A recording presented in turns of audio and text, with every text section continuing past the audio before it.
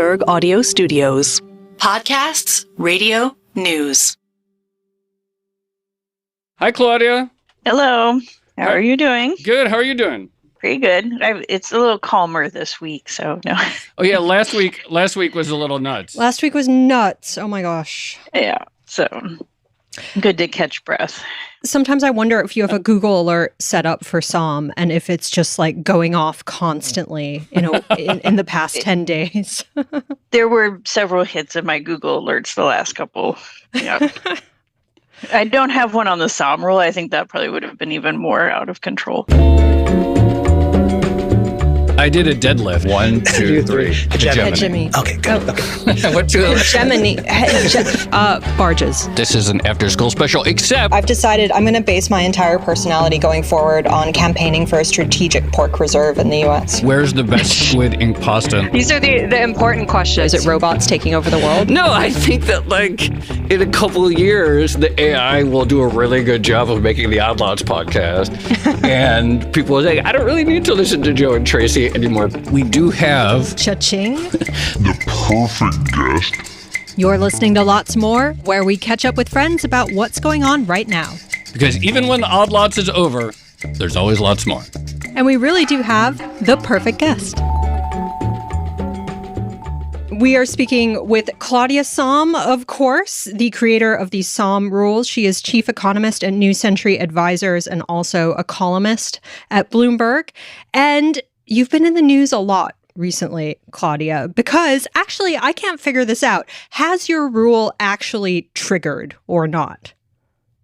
It has, the way that I calculated the Sahm Rule, and it was very close to the trigger. So the value in July is 0.53, and the threshold is 0.5 or above.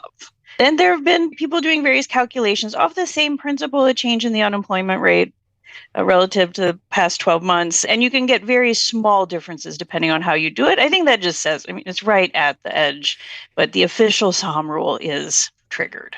And every time I write about the Sahm Rule, I'm always like only 99% sure or 90% sure I remember what it is, and I always go look it up. But what it basically states is that when the 3-month moving average of the unemployment rate is 0.5% above the 12-month low, then historically in post-World War II recessions, every single time that has happened, every time it's gotten above 0.5%, a recession came soon thereafter. Is that correct? Yeah, a half a percent or more. 0.5% right? or more, So, sure. Yeah, they can, and historically, and in particular, that very kind of precise record is in the data as it was published at the time. Right. So. Exactly. Right. So then, right around. But in principle, yes. And, the important things, you take the 3-month moving average. So you smooth out over time. You take that current value 3-month average, look at the low of the 3-month averages over the prior 12 months, not including the current, the prior. And those are the changes. But it all is, I think, like the formula, the thresholds very much go back to the purpose of it, which was to create an indicator, a simple one, to initiate fiscal relief. Right. So like stimulus checks, extra jobless payments. So it needed to be something simple, and it needed to happen in the recession. So like the recession is already here. The Sahm Rule is not a forecast.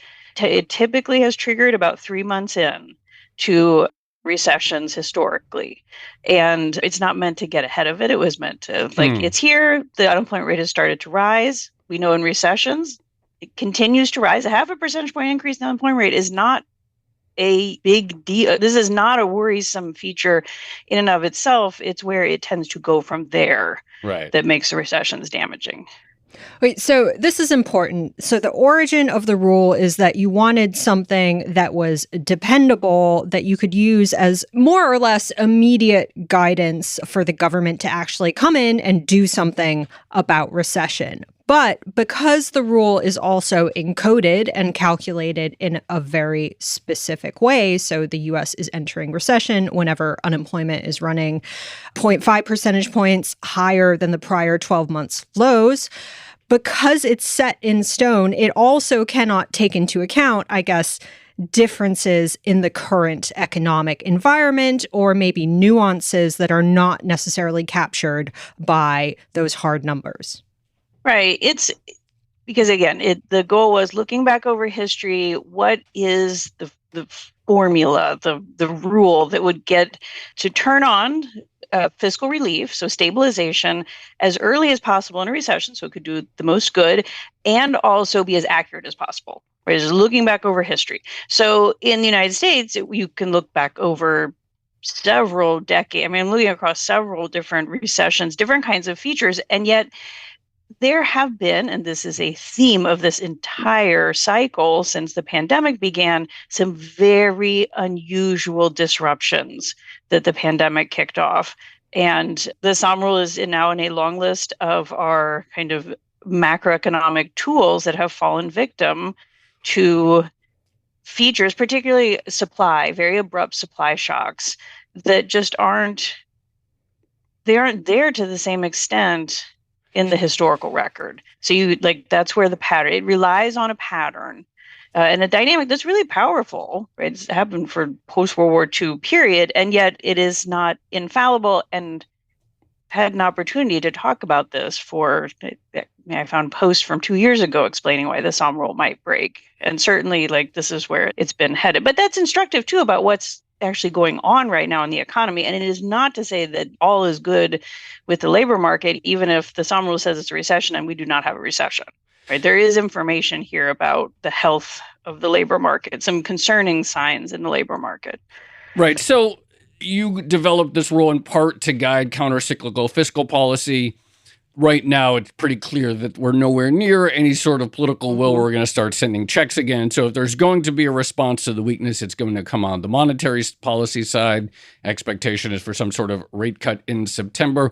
When we got that last unemployment report and the Sahm Rule did technically trigger, there was a lot of debate. Is it different this time? This isn't really driven by layoffs. It's about the fact that there's a lot of entrance into the labor force and the hiring rate has slowed down, et cetera.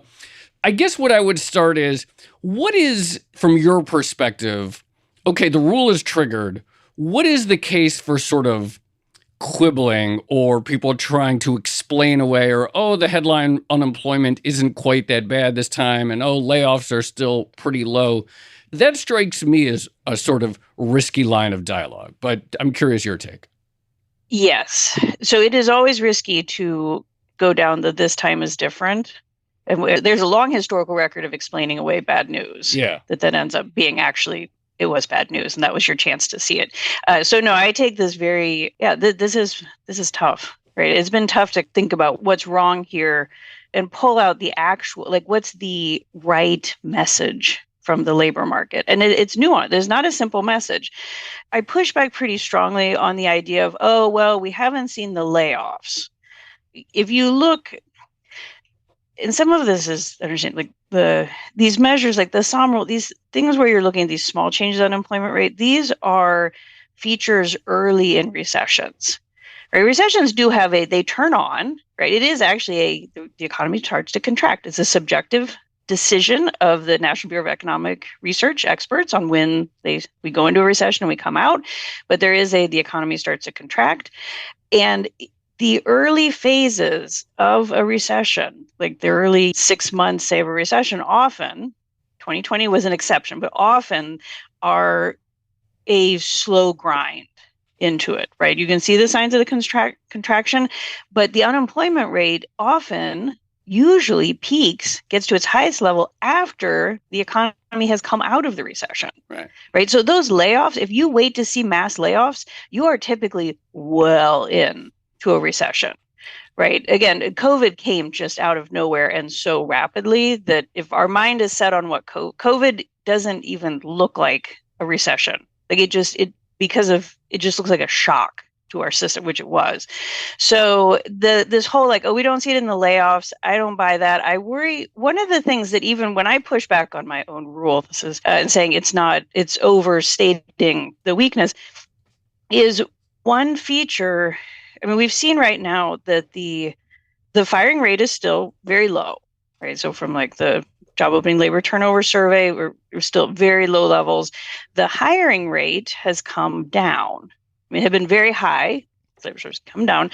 And it's now at levels that are like 2014 levels, which wasn't a particularly good labor market. So you do have businesses who really got burned from mass layoffs under COVID, labor shortages, trying to hire back, all of this difficulty. Now they're holding on to workers. So what does that tell us? Employers, to some extent, have likely changed the way, like that pattern of how they adjust to their demand for workers, right? You can do it through, and often hiring will show up much sooner in terms of it weakening.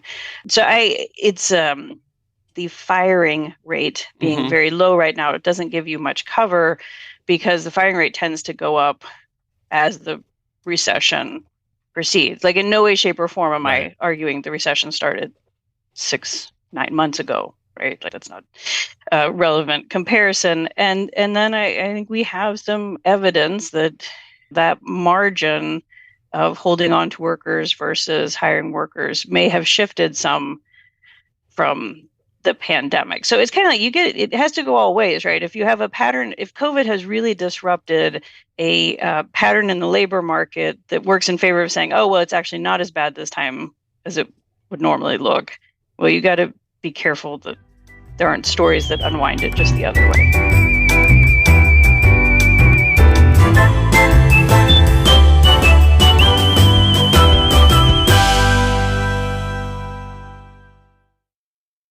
Joe, you've talked about this, right? The idea that in some ways unemployment can be exponential and can kind of start feeding on itself. Yeah, exactly. Yeah, and to Claudia, I mean, to your point, which is it's technically, I think the recession, the financial crisis recession ended like in the summer of 2009. The unemployment rate in that cycle, it actually technically peaked in the October 2009 report at 10%. So that was after, to your point, Claudia. So why would it be different this time? I mean, like you say, there's this danger, and yes, COVID messed with stuff, et cetera. But I just pulled up the hiring chart, the hiring rate. It's, back in 2014 levels. Like, why shouldn't we take the signal that your rule says quite seriously?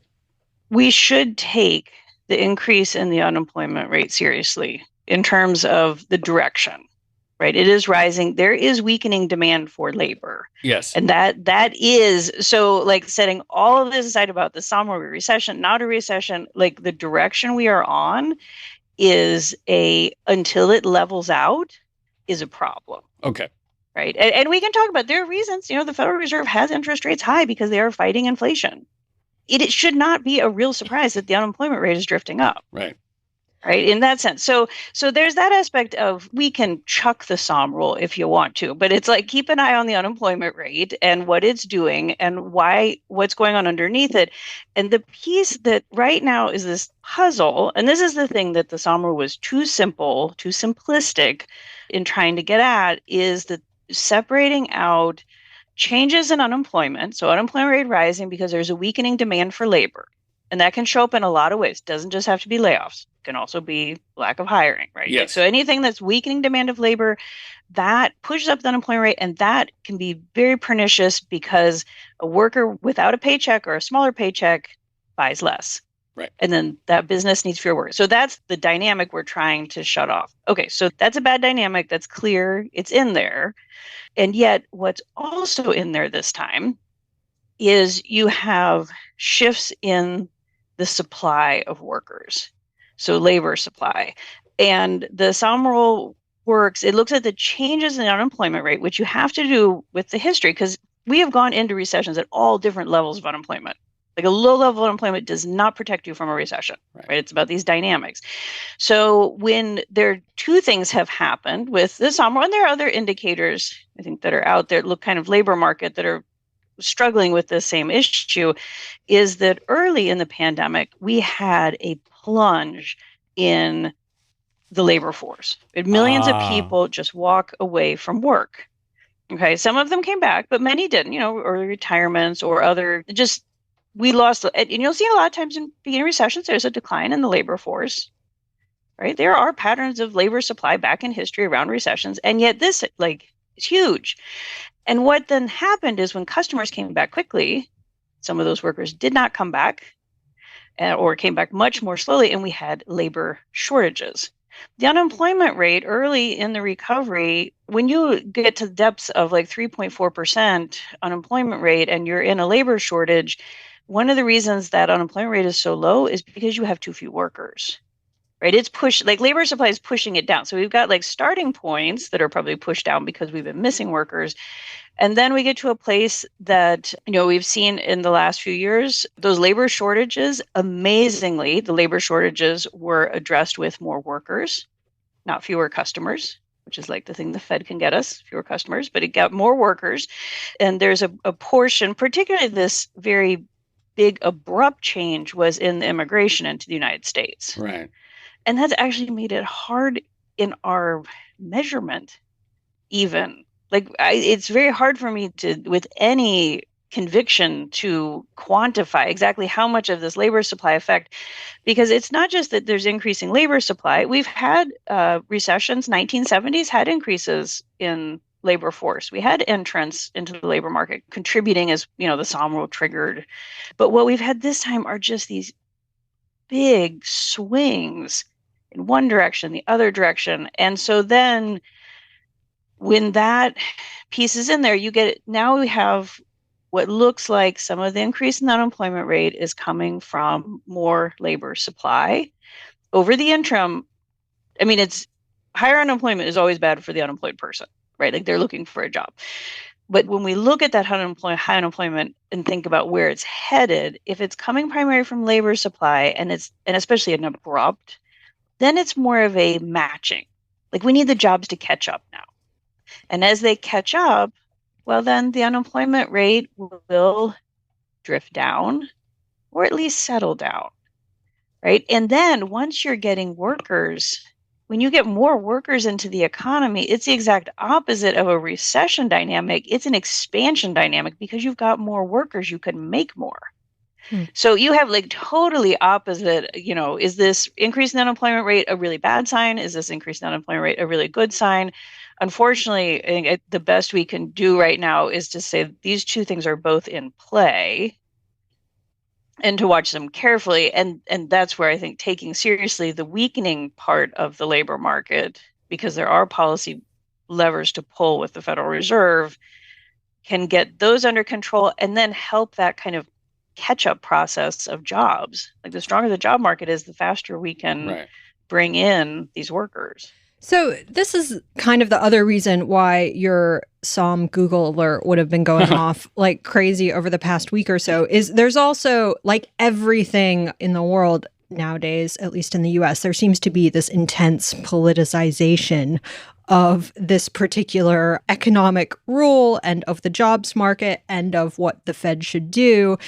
And I think like some of the irony of the current moment is you see accusations that the Fed is behind the curve. You see accusations that if it cuts in September before an election, that's because it's trying to support the Democrats and support Kamala Harris. And you've been kind of on the receiving end of some of that commentary. What do you say to people who think this is all about politics and justifying downwards momentum in the labor market at a very politically sensitive time? So to be honest, I haven't tried to engage in that discussion because I didn't think, the Sahm Rule, it's a tool. This is a really important time to have a robust discussion about what's happening in the U.S. labor market from the vantage point of policymakers or businesses, or households, right? So that it is timed with an election year, that's unfortunate. But I had been aware, like realizing this dynamic before last week. There had been, as an example, people had looked at these state level changes in the unemployment rate, so like kind of state Sahm rules. And I've written about this also. Like there were some states like California that have had larger increase in unemployment rate, and there were quite a few that had hit the half a percentage point. There is no state Sahm rule, but using that trigger, and and this was several months ago, like in the spring, writing about this, and I got a lot of pushback from some people that I wasn't being true to my rule because there was a Democrat in the White House, and I wasn't willing to say a recession. And, for all this, it's like, I wouldn't wish a recession on anyone. Like, I don't care who's in the White House. But it is an election year, and I'm not that naive. And I understand that and recession is a very charged, it's a very bad experience, and it also has meaning beyond its actual definition. So I'm not surprised. It's unfortunate, and the thing with looking at these, it's called a rule this summer because it's a policy prescription, right? It's not a rule. We must have a recession. It's supposed to be a prescription of policy. And this is not creating panic or a concern where I think if you look broadly at the economic conditions, like output, consumer spending, income, like the U.S. economy is not contracting. So, and even after we go through revisions, I think it's going to be hard to say July 2024 was a recession. I just don't see that.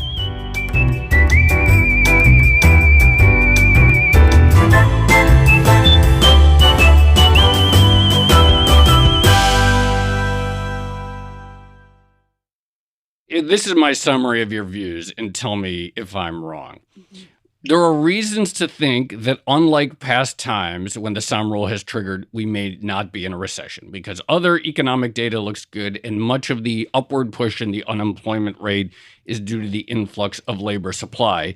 Yet on the other hand, there is this clear deceleration in demand for labor. And so regardless of the recession question or not and the specific trigger and what it says, that from a sort of policy and risk management move, it's a good time for the Fed to essentially go in the other direction or essentially engage in stimulative policy one way or another. Yeah, at this point, they can just take their foot off the brake a little bit. Right? This isn't even because again, this is where when Fed policymakers or Fed Chair Jay Powell, the last press conference before we got the July data, essentially saying we, the Fed, don't want to see more weakness in the labor market, more weakening. And it's like, well, you left rates uncut, right? It's like, what do you think is going to happen?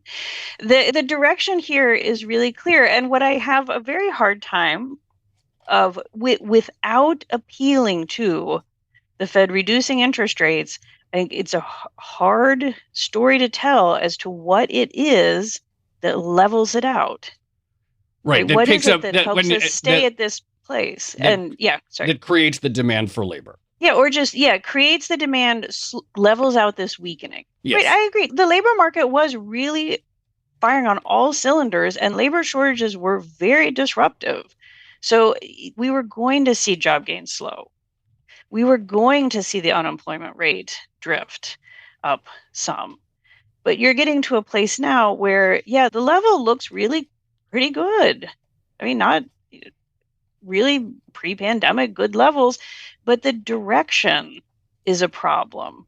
That's the piece I think has to have a focus in policymakers' mind. But then there is, a very useful discussion about how much of that direction, that say the increase in the unemployment rate, how much of that is coming from these good factors and from these more problematic ones. Claudia, did you see Ben Eamons? He did a Sahm Rule with initial jobless claims. Did you look at that? I am thrilled to have more, particularly on this, like we are in a recession, indicators, things. I still think there's a long way to go and a lot of work to do on, say, these semi-automatic stabilizers, fiscal policy put on autopilot. I think it's still worth pursuing. And it's clear, like if the Sahm Rule didn't work, right? There's something better out there. So I think it is really helpful to look at the other indicators. At this point, because the labor market has these features, right? Like we were talking about this problem of like there's this labor supply and it's masking what we typically look at as the like labor demand that's with a cycle. I don't think at this point we're going to get a clear signal just from the labor market. Claims has some issues, vacancies have issues in similar ways. We'll find out one day in the long future what the NBER says was really going on in summer 2024. That's the great thing about the current economic moment is like we are actually going to learn a lot of things from it. Someone will be proven right, someone will be proven wrong, and then there will be a new set of debates to fight all over again. It will never end. Yeah. So it goes. Lots More is produced by Carmen Rodriguez and Dashiell Bennett with help from Moses Ondom and Cale Brooks. Our sound engineer is Blake Maples. Sage Bauman is the head of Bloomberg Podcasts. Please rate, review, and subscribe to Odd Lots and Lots More on your favorite podcast platforms. And remember that Bloomberg subscribers can listen to all of our podcasts ad-free by connecting through Apple Podcasts. Thanks for listening.